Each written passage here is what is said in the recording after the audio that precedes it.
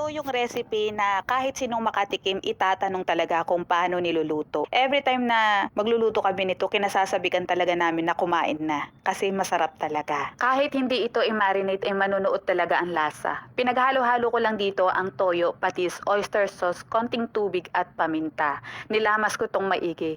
Iniluluto pa lang ito talagang magugutom ka na.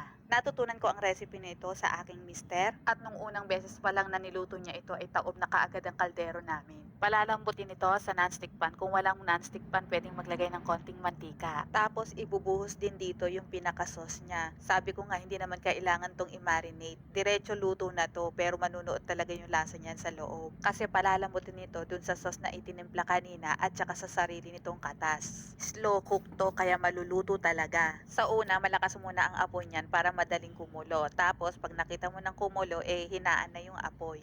At syempre, binabaliktad natin to mayat maya para naman magpantay din naman ang pagkakaluto. At habang hinihintay na maluto yan, balik-balikan yan mayat maya, ay nag-prepare naman ako dito ng mga gulay. Gumamit ako dito ng isang malaking yellow onion o sibuyang, puting sibuyas kung tawagin natin.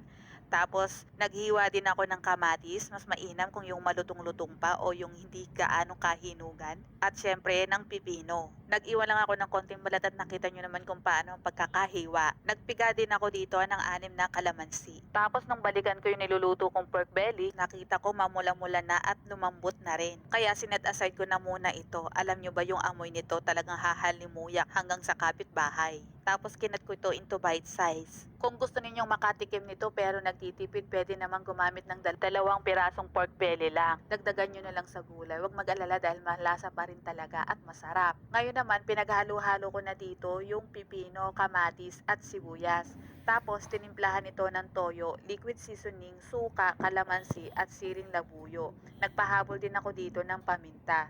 Alam nyo ba na madalas naming lutuin to lalo na pag may darating na bisita dahil hindi talaga mapapahiya. Yun nga lang, pag gumawa kayo nito, dapat kakain na talaga kasi madaling lumambot ang kamatis at saka yung pipino at naglalabas sila ng katas nila. Pero depende pa rin yan kasi may mga bisita o may mga tao na gusto yung talagang malambot ang mga gulay. Kami naman sa part namin, gusto namin yung malulutong. Kaya minsan, hindi na muna namin hinahalo yung pipino at saka yung kamatis kung alam namin hindi pa makakain ito agad. Naku mga misis, sigurado magugustuhan to ng mga mister ninyo lalo na pampulutan. At yung mga bata magugustuhan din ito. Kakainin lang nila dito yung karne.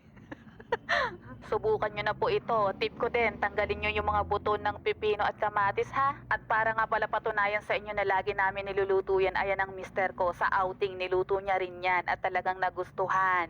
Tingnan nyo naman. Palambing din mga ka-MU, i-follow nyo naman po ang page ng aking mister. Minsan nandun din ako. Ayan po, Bong Trop. Ito yung recipe na kahit sinong makatikim, May repair si Master. Anong sira po ito, Madar? ito yung